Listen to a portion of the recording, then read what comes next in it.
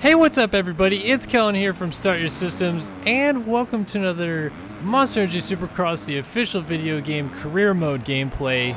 We are on to, I think this is part 5 actually, of the 250 West series, but we are on round 7 of the 250 West series in Seattle today, and gonna go ahead and run a quick little qualifying lap just to get me anywhere, and then move into the racing. So thanks for tuning in today. Oh my, I just absolutely destroyed that berm. Now I'm not going to clear this triple. So Seattle is kind of a weird track in this game, in my opinion, because they built the, you know, they 3D scanned the track and all this stuff and then built it off of the 3D scan. But if you remember, Seattle last year was like kind of a, like, I don't know if you'd call it a mutter, because it ended up being like a moon sand race. Like, it's weird, right? The dirt was like super soft and made some just, I don't know, generally very abnormal ruts. So because of that, the track has a lot of weird nuances about it, where like certain rhythm sections have kind of low lines in them, and then the whoops are like non-existent. And you can send the like wall jump before the finish and all this stuff. Like, look at this. So I'm gonna do this. I'm gonna go inside here just to show something. Look at how dumb this is, though. If you go off the gate here, you're going completely straight into this berm. Like, what the heck is that? Like, I have to cut over, and then I still get into the berm. Apparently, I didn't even think I hit anything. This is the weirdest thing ever. Oh, by the way, it is the dumbest thing ever, too, that you can't just run stock graphics if you want in career mode. I had a really cool looking like Kawasaki with the graphics that you can choose in-game built for this, with the gear setup I had and everything. Oh, it's looking so fresh, dude. Oh my gosh. And then, yeah, they bend you over with the whole sponsored bike thing, which I think is kind of cool. Like, I don't mind the sponsored bike thing, but I wish that it would still give you the option to run a non-sponsored bike. You know, there's several privateers out there that don't even have anything on their bikes, so, you know, why not? Just run it full privateer look. It's so easy to get in the lead, it's ridiculous. And from what I've been told, it is just the 250 class. Like, once I get in the 450 class, it'll be tougher. That's just from what I've been told. I can't promise that this is the case or anything. I was also really hoping that it would rain in Seattle for this one, because I don't know if I've done a full mud race in this game yet. I'm also going to show off in this video how kind of quirky the physics are in this game, and how you can go faster by doing something you shouldn't be able to do and then go faster doing. But I'll get to that in a second. Just getting a little deeper into career mode today, though. This and then Salt Lake and then Vegas will wrap up the 250 West campaign, so you guys won't actually see me wrap up 250 West even before MX vs. ATV All Out comes out at the end of this week, which is insane that we're already there. But just trying to go one game at a time. Can't even do that. They bring us too many games. Notice how the whole crowd is wearing like green. I mean, I know we're in Seattle, but like, it almost looks like whole crowd's got like green and blue shirts on. This 12th man in it for real in here. Let's do a little first person action today. What do you say? Such a weird sound inside of the helmet, hearing it on both sides of my headset and stuff. Like, let me just let you guys listen for a minute.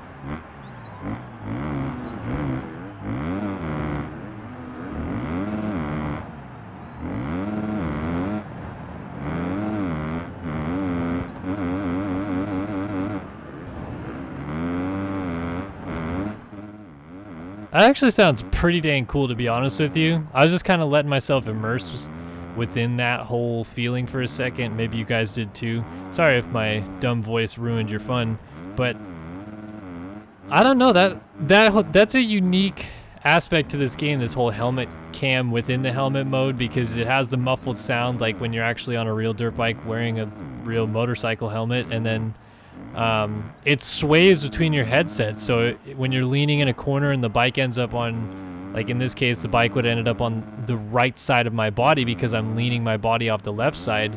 The bike actually goes with that within your headphones, so long as you have, I think I have my headphones on stereo, because if you have mono, it just plays the whole tone simultaneously, doesn't switch between headphones and stuff like that. So I think that's kind of cool. I don't know if you guys are able to pick that up by watching it on YouTube or not, to be honest with you. I'm not sure, but if you are, hopefully that sounded pretty cool, because to me, I thought that was actually a really unique little segment there. And it helped that I did a pretty clean lap. I messed up the rhythm section, but whatever. Man, I so badly want to just jump all the way into this rhythm section too. I feel like I've gotten so close from coming out of that corner before I go across.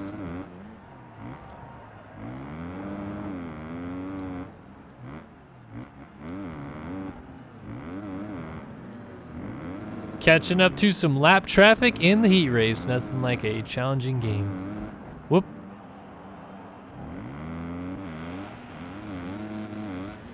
Come out of the helmet for a minute.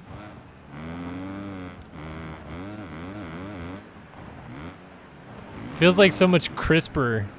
It's like when you actually do take your helmet off and suddenly you hear everything clear, you see things clear because your goggles maybe had dirt on them or something. You know, tear-offs, they run out. Just feel like it's like, oh, it's so much clearer, crisper. Speaking of tear-offs, I wish that was the feature that you had in this game. I know some motocross games, MX Bikes, namely, is one out right now that you do actually have to rip tear-offs. And I feel like that would have been kind of a cool addition to this one, seeing as how you can see roosts getting kicked up everywhere and stuff like that. But obviously the goggles stay pretty clean. And I've talked about this before in one of the other videos I did, but the goggles, they actually change color depending on the tinted lens that you get. Because like you could get, whoa, sending it in deep. You could get like yellow tinted goggles in this game, like legit. And that will actually show up like when you're watching it in first person. Through the helmet cam mode, it'll have a yellowish tint to it, which I think is like really unique and like really in depth of them to add that. So I thought that was kind of cool, just something to point out, I guess. Racking up them credits, bro. I have way too much of this game completed on the PC already without doing the career mode. I told myself when I get this game, I'm doing the career mode. That's all I'm doing. I'm just going in, doing the career mode, and before you know it, didn't work. So I'm gonna try something new tonight because I know I've been kind of whooping on the field, and it sucks because it ends up being a little bit of a bore. I am gonna let the entire field put me one lap down. So I'm gonna let these guys go. They're gonna go ahead and do, their first full lap. And then I'm going to wait for 21st place, which right now is Justin Hill, but it'll be somebody else. 21st place to come all the way around, put me a lap down, and then see how far I get. Because I feel like that will make it too much of a, challenge for me. Maybe I won't win in that case. We'll see. But, yeah, I'm just trying to switch it up a little bit. I must say, though, that even without having the full green Cowie, this setup still looks pretty sweet. Modern day Cowies are probably some of the cleanest looking motorcycles. They have really good graphical look. The engine's pretty clean. Just looks like a good, well-centered bike. Let's do some donuts.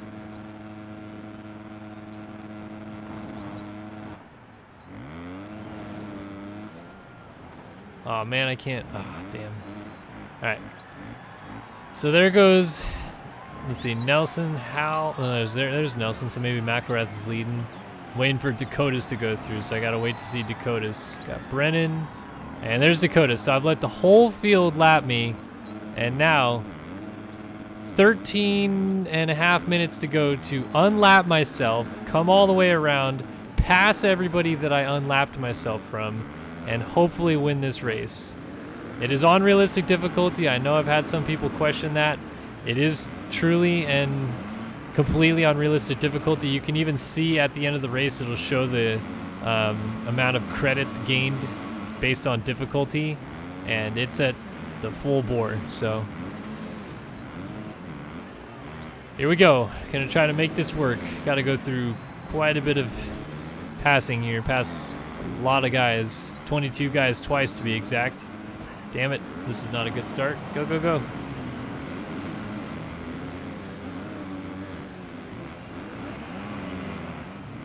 So I've already had to actually go back on that and pass more people. Scrub down the inside of Dan Reardon here. All right, 12 and a half minutes to get through this whole field. So one thing that I'm going to point out, I'm going to wait till I'm in clear track to actually show this off a little bit more, but you can turn entire rhythm sections into this game, for the most part, into a whoop section. And it kind of sucks because I feel like it detracts from any sort of decent realistic value from this game because of that aspect, but it makes it so whatever you're doing, you can hit sections phenomenally fast. It's really kind of a weird thing, and like I said, I'll wait till I'm in clear track to really show this off, what I mean. And I'm not even perfect at it, so I won't say that I'm gonna do it amazingly, and I hate that I'm showing off a flaw with the game that people can probably use to their advantage. But so I've unlapped myself, and I'll start next lap. I'll try to show you what I mean by using a rhythm lane as a whoop section. This is one of those tracks that it works on really well because, like I talked about at the beginning of the video, a lot of the rhythm lanes have some cut down jumps because of the way the ruts were formed and how they 3D scanned it and all that stuff. So kind of works. This rhythm section you cannot really do it in because it's all tables, so obviously you want to jump on and stay low. So then we'll come over here through the first corner, and then you just kind of like, see, I can't even do it.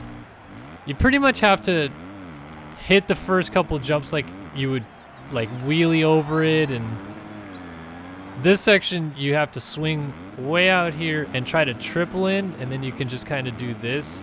So this is what I mean, like just a whoop section basically. Like I didn't hit it that clean, but I just soaked up every jump like it wasn't even there. And it's kind of lame that you can do that, but it makes the lap times really fast. Like I know first lap in clean air, but a 48.2, that was 4 seconds better than anything I had ran previously. It's ridiculous, but it's an arcade motocross game. It's not going to be a simulator. It's just the way it goes.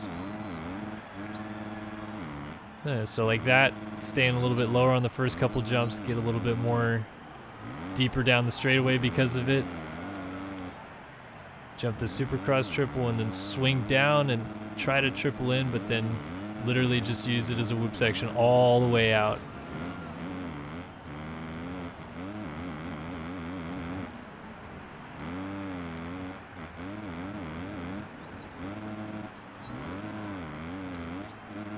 Jump over the finish line, 48.2. No idea what the lap records on these are, by the way. I used to know because first couple weeks when I was playing it, I would double check, see if anything I did was special. Talked about it in a couple videos ago. I had for a little bit there the best lap on Oakland.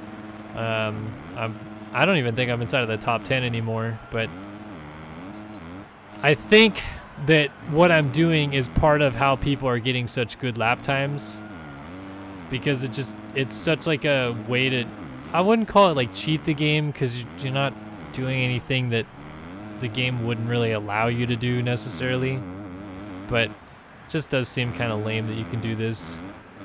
And it's really weird too when you're in this camera, you feel like you're hauling, and then when you're in that far camera, I feel like I was barely moving.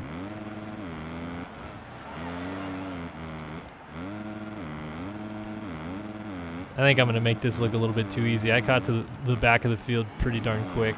I think my technique that I was using maybe was a little bit too much of a help with getting this. So I caught Thomas. Woof. Wolf. Woof. Oh, I'm going to light my dog up over here. He's going to hear me fake barking and go nuts. Not even halfway through the race, caught up to the back of the field. But then I made a big mistake, so maybe it'll even things out a little bit. I've also noticed that, and talked about it a little bit with playing on Anaheim 1, that there are ways to soak up singles, like if you're singling into a section or you have like a launch single or something. Obviously that you could just scrub, but I'm talking about like if you want to roll into a section, there's ways to soak up a single by kind of like false scrubbing, like you fake like you're gonna scrub. I haven't done it really clean, so I don't feel like I could show it off very well. But honestly, like the body moves like this really weird direction, and then you stay like super low as if you scrubbed, but your body and bike are like completely straight up and down. And so that's how I've seen people like at Anaheim 1, for example, on a 250F, they'll go into that long rhythm lane, scrub the first one, and then go 2, 3, I think it is, or no, they'll go on or double, on, off, and then triple around the corner after they soak up the first one, and it is so freaking fast. Making this a little bit more difficult for myself. Oh well, got 7 minutes.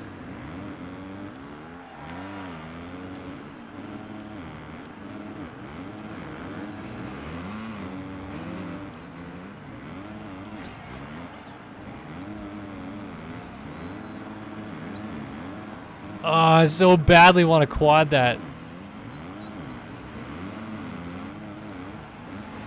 While I do feel that it is lame that there are some quirks about this game that you can somewhat take advantage of, I do still feel like this game is pretty darn good. Like, there's ways to find different rhythm sections to do. For the most part, the physics feel good.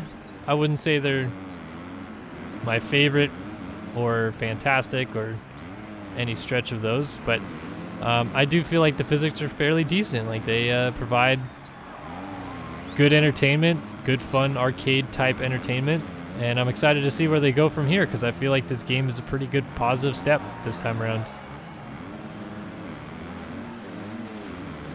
There it is. Oh, got it. And then got landed on going into the corner.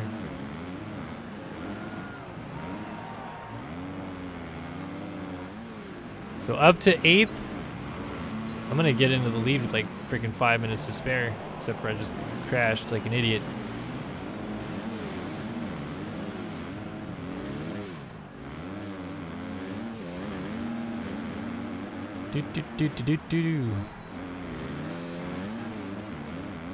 I wonder how many credits it takes to unlock everything in this game. I'm sure the people that got that weird glitch the first week and have 4 million credits probably have enough.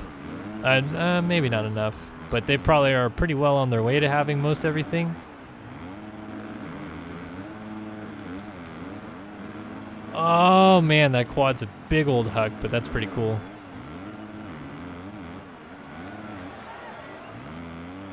All right, so up to 4th. Got 9 seconds to go to get to good old Marty Davalos, which is honestly at this point, I know he's only been on PC Cowie for 5 races, but it's really weird playing this game and seeing Davalos on a Husqvarna. I don't know why, just is. Like, he was on that bike all last year, raced it in a 450 capacity outdoors. Should seem like the norm to me, but it for some reason doesn't. Him and Kawasaki just seems normal to me now.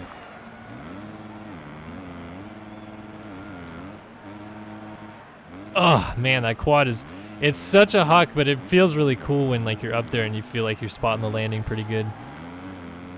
All right, so that was relatively quick catching Marty. Scrubbing down the rhythm section, passing these dudes. McElrath as well. And then who am I getting for the lead? Plessinger. Plessinger leading at Seattle. Of course.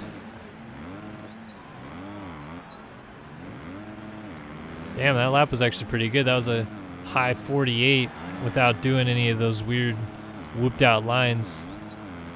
I think it's actually pretty fast to do that line I'm doing here in this first rhythm section. Swinging out wide here, staying low. 3 in, and then big time quad. Oh God, land on Plessinger. I actually got the quad, probably the cleanest I've gotten it this whole video, that one lap right there. Just in time for my dog to go haymakers in the background. Alright, gotta run down Plessinger again. It's not absolutely time sensitive. Still got a couple more minutes. But that was pretty easy to catch him, to be honest.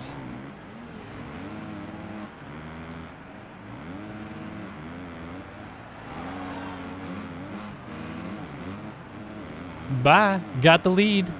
Came from not only a whole lap down, but dead last a whole lap down. Like, literally behind the last guy in the field to leading the race with 2.5 minutes to go. Really hope the 450 class is more of a challenge. But I also have to do 250 East first too, so this is going to be a while before we even get there, unless it allows you to go right to the 450 class, excuse me, after doing 250 West. I mean, why not? Benny Bloss only raced freaking one, not even like full season of 250 East. Now he's a 450 guy. Why can't I do it? I don't even know. Did Weston Pike ever even race 250Fs? Must have at some point. Some guys they just go straight to 450s. Realistically speaking, for a privateer, Supercross is a little bit like easier on a 450 just because like it's a little easier on the bike. Like you're not revving out a 250 engine to the moon to do stuff. 450 engines you can be pretty easy on. And then the payout's better in the 450 class. So for a privateer, riding a 450 makes a heck of a lot of sense. So some guys that are privateers turn pro and then maybe never even ride a 250F in the pros. Some guys. Bloss was just a good example of that because he turned pro well after some of the guys in the 250 class, and he's already on a factory 450 team, so making it work.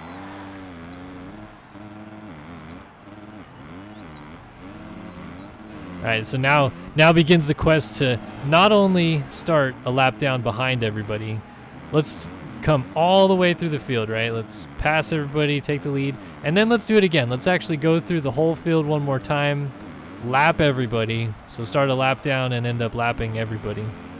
That'll be the next phase, right? Probably can't do it today. Only up to about 18th spot, but I'm lapping people, and it's worth something, I guess. Plessinger's still 8 seconds back, though. And I'm about to get the 2-lap board, essentially, because next time by will be the white flag.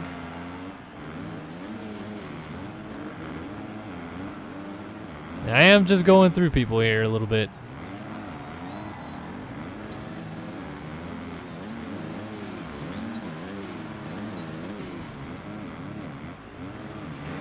Just treating it like a whoop section.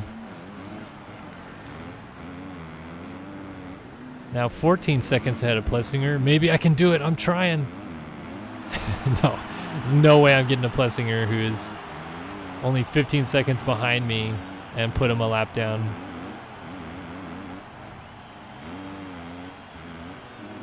But I did gain about 8 seconds that last lap on him, which is kind of ludicrous.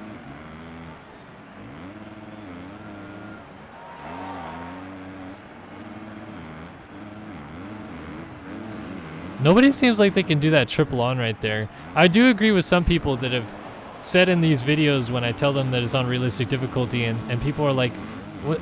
Why can't these guys at least like clear the jumps? Like, why don't they make the AI program them so that they do the jumps? Because all these guys are doing is going through the rhythm sections, just casing a bunch of the jumps. It's kind of lame. And, you know, maybe they'll fix it. Maybe it'll be a patch." Here we go, winning another race, coming from a lap down and then some. And this is going to conclude another edition of Career Mode here on Start Your Systems. But I thank you guys for watching, and I hope I provided at least minimal entertainment. But I hope to see you guys in our future videos, and we are completed.